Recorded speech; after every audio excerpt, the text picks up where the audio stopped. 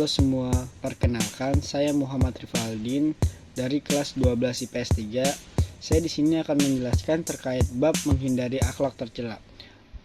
Marilah kita simak bareng-bareng penjelasan dari saya.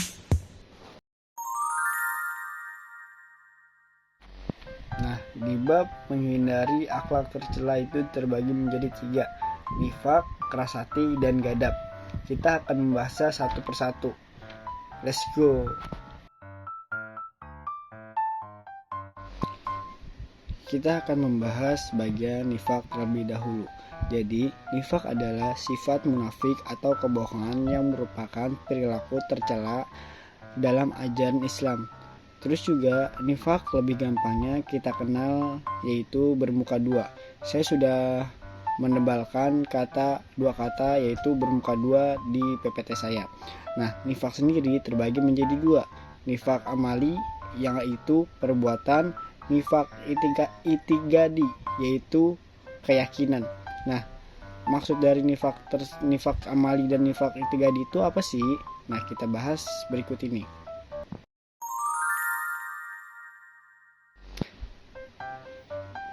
Tanda-tanda perilaku nifak. Teman-teman udah ada yang tahu belum tanda-tanda perilaku nifak? Sebenarnya itu tanda-tandanya ada banyak sekali, tetapi saya mencantumkan di PPT hanya ada 4. Nah, apa sih tanda-tanda perilaku nifak? Contohnya, yang pertama, bila berkata berdusta, yang kedua, bila berjanji mengingkari, yang ketiga, bila dipercaya mengkhianati, dan yang terakhir, bila berseteru berbuat fajir. Sebenarnya itu tanda-tanda perilaku nifak itu ada banyak, tetapi saya hanya mencantumkan hanya 4 saja. Bisa dicari. Nah, bagaimana sih kita menghindari perilaku nifak ini? Saya memberikan 4 contoh perilaku bagaimana cara menghindari nifak. Yang pertama itu kita harus bersikap jujur. Yang kedua itu kita harus bersikap amanah. Yang ketiga itu kita harus meneguhkan perjanjian. Dan yang keempat itu kita harus ada rasa tanggung jawab, teman-teman.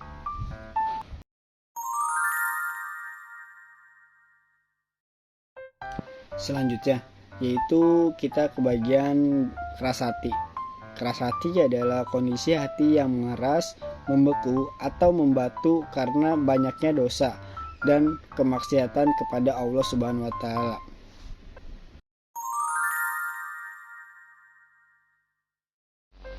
Nah, ciri-ciri orang yang keras hati yaitu pertama, bermalas-malasan dalam mengerjakan kebaikan dan ketaatan serta meremehkan suatu kemaksiatan.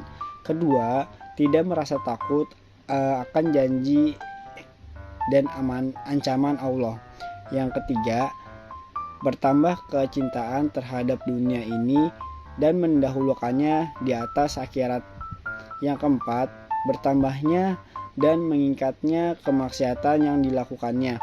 Sebenarnya ciri-ciri orang yang keras hati itu ada banyak sekali, tapi saya mencantumkan hanya 4 poin saja.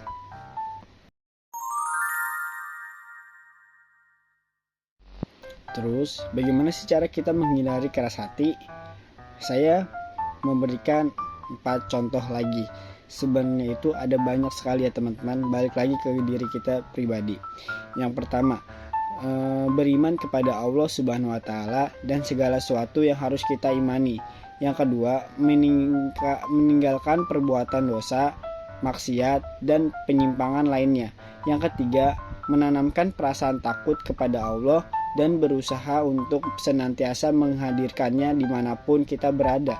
Yang keempat, selalu bermuhasabah atau berintrospeksi diri untuk memperbaiki diri dan menjaga diri dari kesalahan yang pernah kita lalui di masa lalu.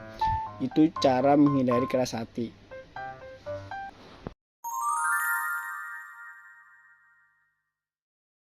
Nah, kita ke bagian terakhir nih teman-teman, yaitu gadab. Bisa dibilang juga pemarah. Dan artinya itu gadab diartikan sebagai amarah atau emosi yang ini gejolak pada kalbu yang disebabkan tersentuhnya jiwa spiritual seseorang. Bisa dibilang garis besarnya itu Gadap itu yaitu pemarah.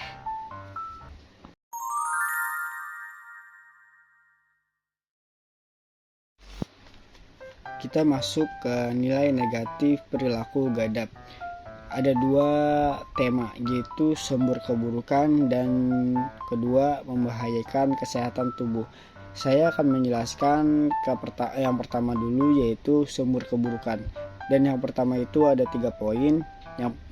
Poin pertama, keputusan dan tindakan orang marah cenderung menambahkan masalah, bukan menyelesaikan masalah.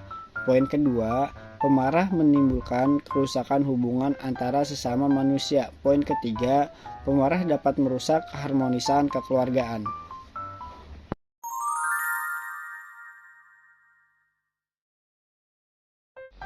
Kita masuk ke tema kedua, yaitu membahayakan kesehatan tubuh.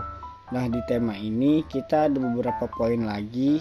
Yang pertama yaitu efek langsung ke tubuh. Maksudnya apa? Maksudnya adalah saya misalkan marah dapat menyebabkan tekanan darah menjadi tinggi sehingga membuka peluang tekanan serangan jantung misalkan. Dan yang poin kedua, letih ekspresi. Maksudnya marah membutuhkan energi yang lebih besar sehingga setelah marah akan merasa letih. Poin ketiga, sulit tidur. Kenapa? Karena ketika kita tidur dengan rasa marah, tidur pun tak akan nyenyak, terganggu. Tidur manusia dapat merusak kesehatan. Tuh. Dan yang terakhir, depresi. Maksudnya terus-menerus menyimpan rasa marah dapat berujung pada depresi yang akan menimbulkan penyakit-penyakit lain dalam tubuh.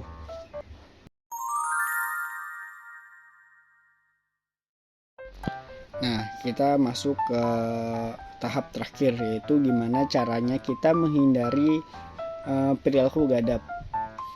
Saya hanya memberikan 4 contoh saja. Sebenarnya ada banyak sekali cara menghindari perilaku Gadap tersendiri. Yang pertama contohnya itu merendam rasa amarah dengan cara menahan diri. Kedua, merendam rasa amarah dengan cara beristighfar. Ketiga, merendam amarah dengan cara berwudu. Keempat, merendam amarah dengan cara berdiam diri.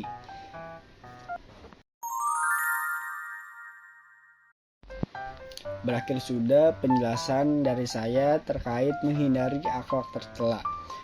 Sebelumnya mohon maaf jika penjelasan saya kurang jelas.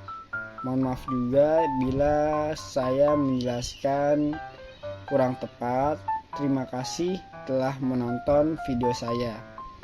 Selamat tinggal.